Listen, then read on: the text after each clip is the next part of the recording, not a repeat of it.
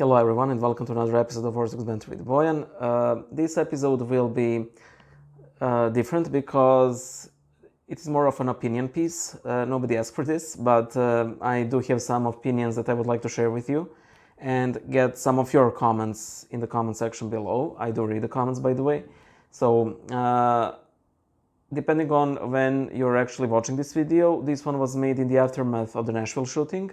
But the video itself won't focus on that shooting in particular. Around 270 people perished in school shootings since Columbine, and that's quite a lot of deaths from sort of preventable causes. When I say preventable, I'll be frank, I'm not a huge optimist when it comes to prevention, because it is such a complex mixture of different factors that I can see no end to these shootings in sight.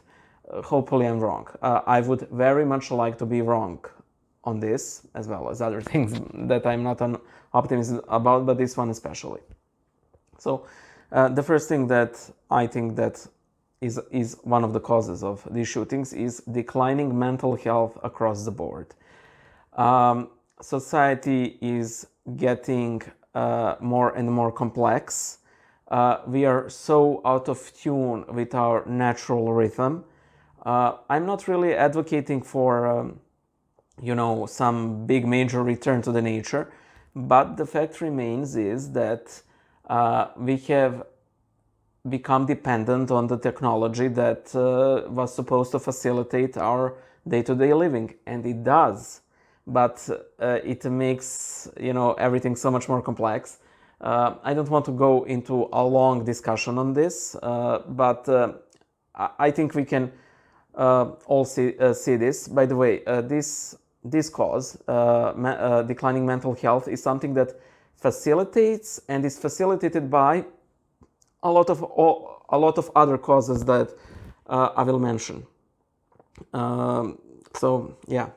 That's it. The second one that is, of course, major problem is ease of access to weapons. I don't want to start a gun debate here on the channel, and to be quite honest, I'm not an optimist that some sort of big major ban on all of weaponry in the United States would solve this, because I will just give my 2 cents. I think that, United States is a dangerous country. There are places you are not meant to go in practically every city. And I do realize why people feel the need to actually be armed. Despite, even though this is another large area of discussion, despite what the Constitution says, despite the tradition of being armed, fighting the tyranny, those could all be reasons. I'm simply talking from a very practical point of view. Outright ban of all weapons might considerably reduce, school shootings, but it will probably and sadly horribly increase other crimes. I hope I'm wrong, and I don't think there's actually a way to test this without endangering a lot of people's lives. The issue with ease of access is, again, mass decline in mental health. I recently saw this video on Twitter where this guy is driving, and for some reason or another, he pulls a gun mid-drive, I think, closes his eyes and starts shooting right through the windshield. I don't think that he was attacked. I think that somebody slighted him for whatever reason. And whenever you have people who are literally using the trigger and you have an access to a firearm, sadly tragedies occur. We are not good at controlling our passions, at controlling our anger, and sometimes this can flare up, to say nothing of actual criminals trying to rob you, kill you, whatever have you. The third cause is mass addiction. This again causes horrific stuff to our psyches. Initially, I wrote mass addiction to drugs. And yes, there's drugs, but there's literally everything else. I think that in no time in history, and this will get worse, were human beings addicted to so many things.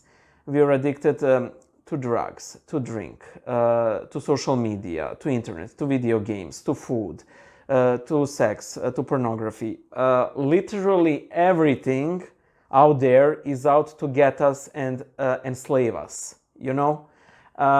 And again, this causes horrible things to our psyche, and then you have easy access to weapons. I think that an additional problem, especially in the US, is the opioids, which again is another whole layer. In most other countries, you always have people who will get addicted to some sort of medication, but this, due to pharmaceutical companies, is far worse. And again, something that adds a whole other layer of complexity within the United States themselves. One of the worst causes of this is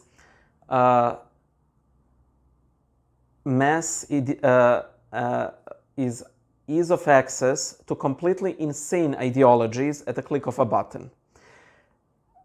This is one of the worst aspects of the internet. I could easily say that access to porn is the worst, but this is close second, I believe. There was this meme that told what I wanted to say here splendidly, and I apologize for using the cuss words, but I think it will help convey the point across. People before the internet, I wanna fuck a toaster. Then think about, no, why would I do that? And I go on with my life. People today, I wanna fuck a toaster. I find a Reddit community of 3,000 members who do stuff with toasters, and I fuck up my life. This is specific. This is a great description of what is the issue with the internet. Some of these ideologies spread hate outwardly, different sorts of fascism, racism, Nazism, and so on. Some destroy you inwardly. I have to say transgenderism. You know, basically, I do understand the struggle of trans people. I do understand their struggle, but I do not think that society at large should canonize their mental struggles. You know, sometimes I like to say that this is similar to people being told that that we should treat the hallucinations of schizophrenics as genuine, where it's not, and everything within us says this is right. Not for everybody who disagrees with me on this. I do believe that trans people are worthy of all the love, affection, dignity, and honor. However, some things, especially from a Christian vantage point, needs to go in the clear no. And this is sad because sometimes it happens that despite the best effort of parents, of teachers, of pastors, priests, whoever, of all the people who are in charge of you know, raising kids, sometimes there's next to nothing that you can do about it. Recently, in the sense of in the last year, some child here in Serbia died because he was doing some sort of TikTok challenge. I can't remember what the challenge was.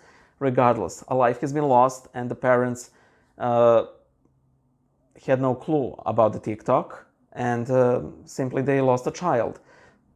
And as I told Milos, you know, my co-host from the Bible Illustrator channel, how do you prepare for that? Like, you're, you know, a couple that is even possibly not, you know, computer literate. How do you prepare in advance for TikTok? You know, you don't even know what it is. You think it's just, you know, funny clips, the kind of people share on Viber in their family groups, you know, boomer humor, and then it kills somebody, you know.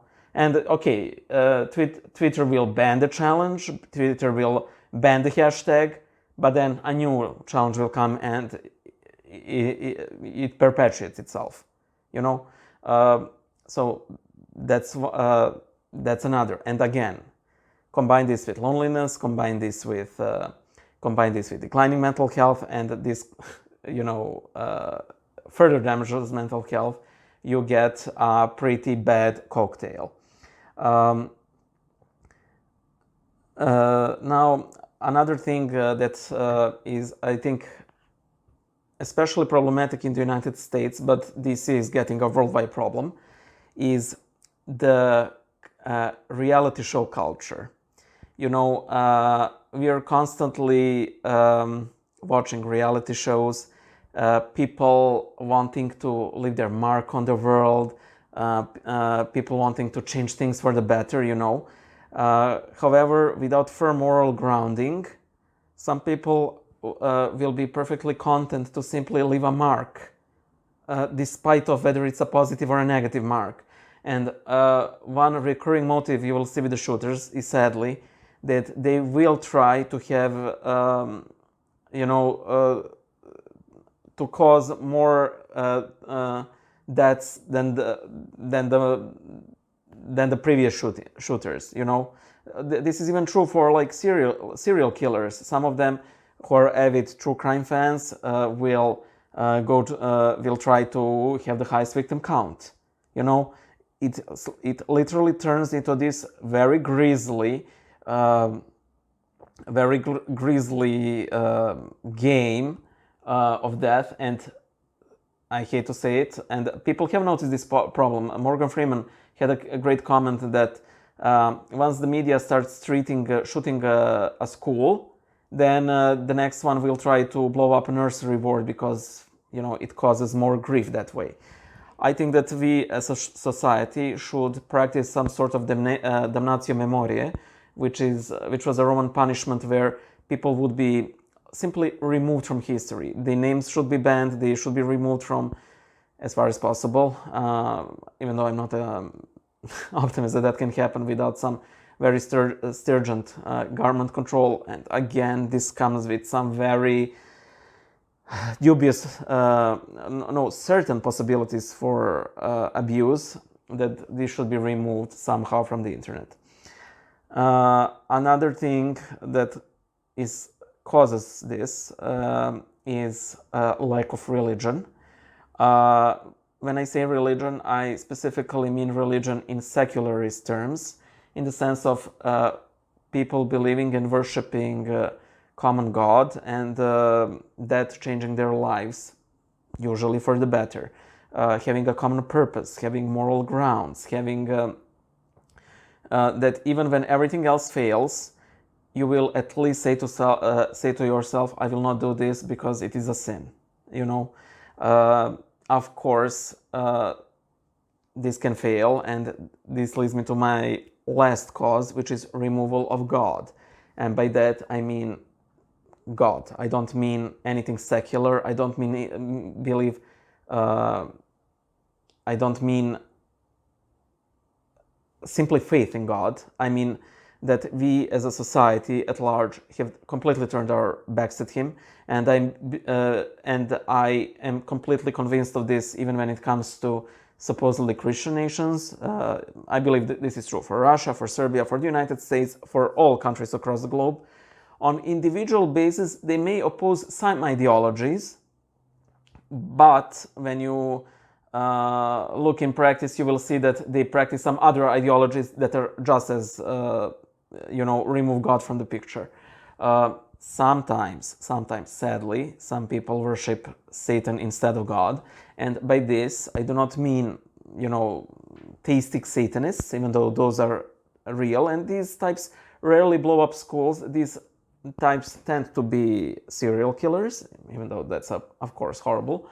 I mean, when people listen to literal Satan's prompts and believe him to be God. God told me to do it. God told me that these people aren't human, that people of this color, of this nationality, should be killed because this of that reason. That is a simple upstaging of God's throne by Satan in somebody's mind. It does happen. At least in Orthodox Church, we do have a good way to combat this with the concept of prelest, of spiritual delusion. But it is, it is a problem, even though it's a relatively minor one compared to all of the others, with ease of access to guns, mass addictions to everything. And I need to mention this. The way I think that in a lot of ways, the way society is organized today is very conducive to loneliness. This primarily means social networks, because we are constantly chatting, talking, and so on, that we rarely even notice people around ourselves, much less. And I do realize why so many people feel alone, because they're constantly looking at the screen. Screens have become everything. Screens have become our families, our lovers, our sex, our source of entertainment, our source of rest, work. Screens everywhere. And you're watching this on a screen, But, at least for myself, I see a lot of people live. I make effort to see all of the friends that I have in person and so on. Some people not only don't want to do that, but a lot of people even can't, because they haven't made such long-lasting friendships in person. They do have them over Discords, over Facebook, over Instagram, whatever. And what is that? I don't want to degrade online friendships. Some of these can bloom into beautiful things, but they shouldn't be primary. People of flesh and blood should be our true friends. And of course, sadly, there is always that vicious cycle of a loner who maybe exhibits some tiny problematic habits, so people don't want to be friends with that person. Then that person starts spiraling downwards, and then there you have the ideologies, and then you get what you have. Again, I'm not an optimist of this issue being solved now or ever, sadly. I think that we only need to pray to God to grant us peace to our hearts. And for the majority of us, that is the most we can do. So I just wanted to, shake this off my chest. And if you have any thoughts that you think are profound, please share. They might not be profound, but then again, this video isn't. So feel free, and bye.